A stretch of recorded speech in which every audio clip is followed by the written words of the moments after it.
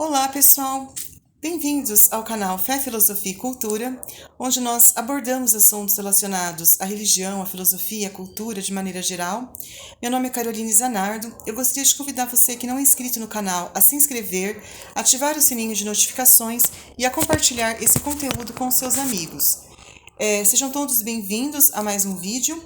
Eu gostaria também que você pudesse divulgar mesmo esse canal, né? Se você pudesse mandar para pessoas esse conteúdo, né, que nós discutimos, que nós abordamos no nosso canal, assuntos muito interessantes que vão com certeza contribuir para edificar e para instruir a vida de muitas pessoas.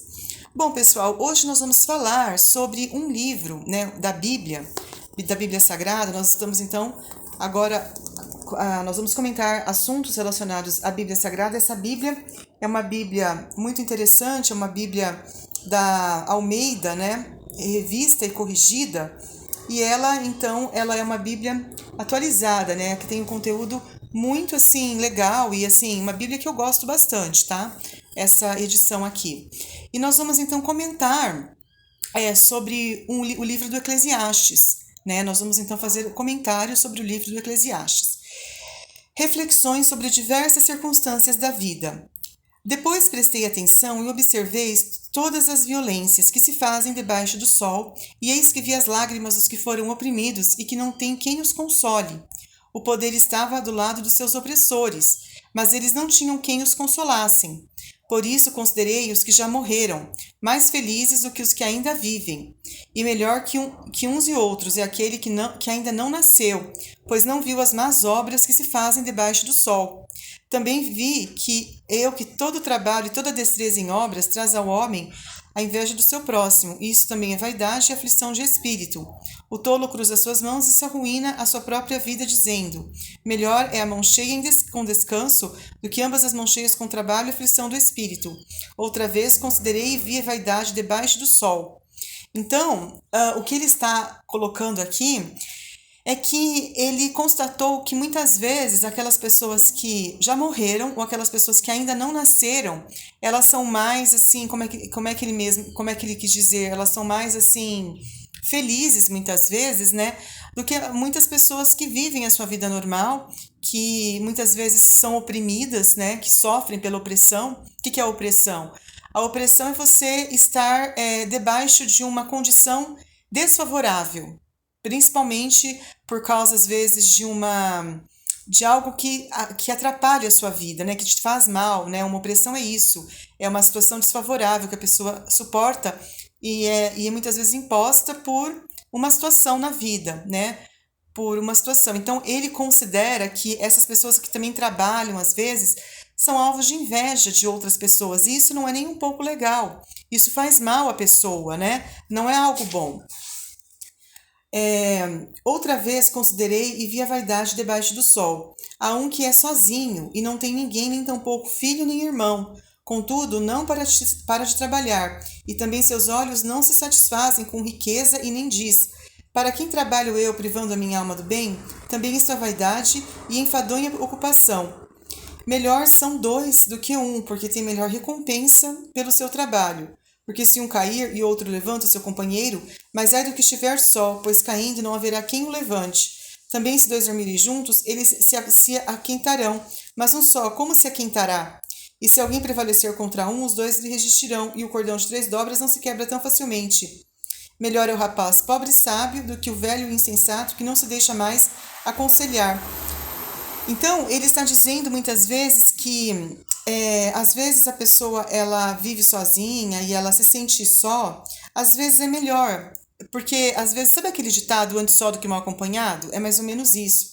Às vezes é melhor, porque dependendo também da companhia que você tem, isso não é nem um pouco bom. E às vezes a pessoa que ela é muito assim acompanhada, ela não está se sentindo melhor por isso também, né?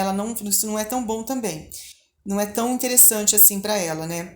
E é incontável todo o povo que o seguiu, igualmente os que lhe seguiram se alegrarão dele. Na verdade, que também isto é vaidade e aflição do espírito. Remédios contra a vaidade. Melhor é a boa fama do que o melhor remédio, e o dia da morte do que o dia do nascimento de alguém.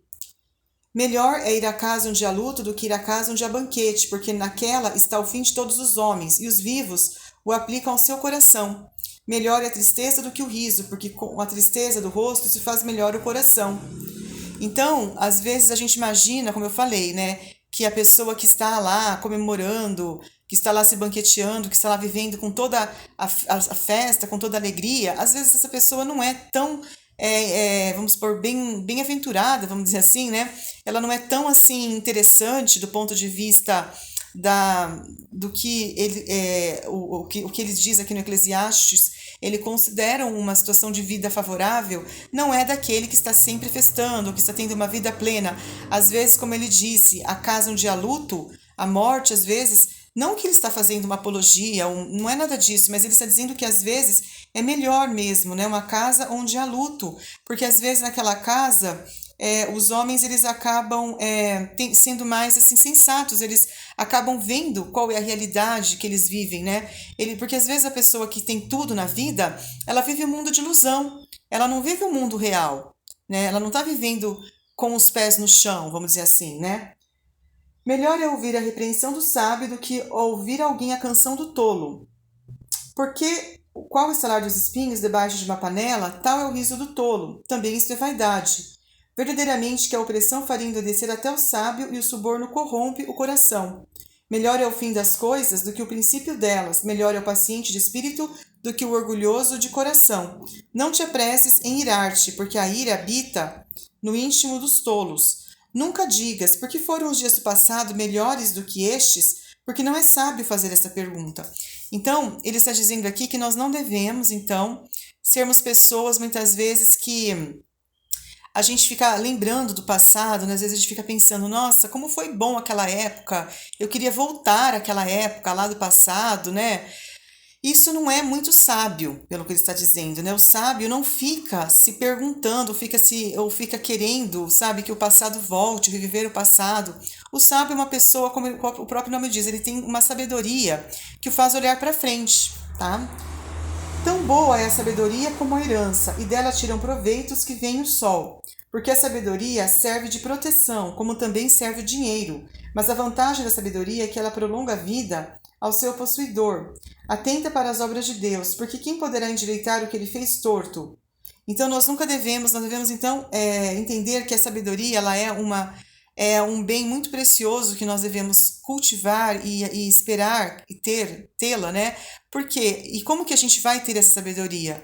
À medida que a gente busque mais a Deus. À medida que a gente busca a Deus, à medida que a gente faz a vontade dele, a gente vai ter sabedoria. Sabedoria é o que vai nos guiar, é o que vai nos instruir, é o que vai nos tornar pessoas.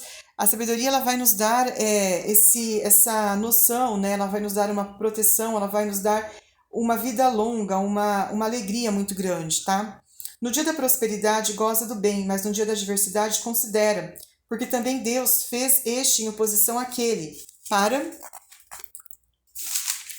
que o homem nada descubra do que há de vir depois dele. Então, assim, como eu falei, a gente tem sempre que ter esses pés no chão. A gente nunca pode, como né, muitas vezes as pessoas imaginam que ter a sua prosperidade ou ter uma vida muito farta, que isso é o mais importante. Não é. A gente tem que aprender a dar valor ao que realmente importa, que são os bens imateriais, são aquilo que vem de Deus mesmo. Tudo isto vi nos dias da minha vaidade, a justo que perece na sua justiça e a ímpio que prolonga os seus dias na sua maldade. Não sejas demasiadamente justo, nem demasiadamente sábio, porque te destruirias a ti mesmo. Não sejas demasiadamente ímpio, nem sejas louco, porque morrerias fora de teu tempo. Então, a gente tem que entender que tudo tem que ter uma justa medida. Nós nunca podemos ser exagerados, nem na nossa justiça e nem na nossa impiedade. Tudo é um balanço, tudo é um equilíbrio, porque se nós formos muito justos, isso também vai fazer com que a nossa vida seja um fardo muito grande. E se nós formos muito ímpio, também não vai rolar. Então a gente tem que ter uma medida justa, né? A pessoa não pode ser ímpio e nem muito justo. Ela tem que ter uma medida e tem que ter então essa capacidade de buscar a Deus, né? E de ter um equilíbrio, né? De ter um equilíbrio.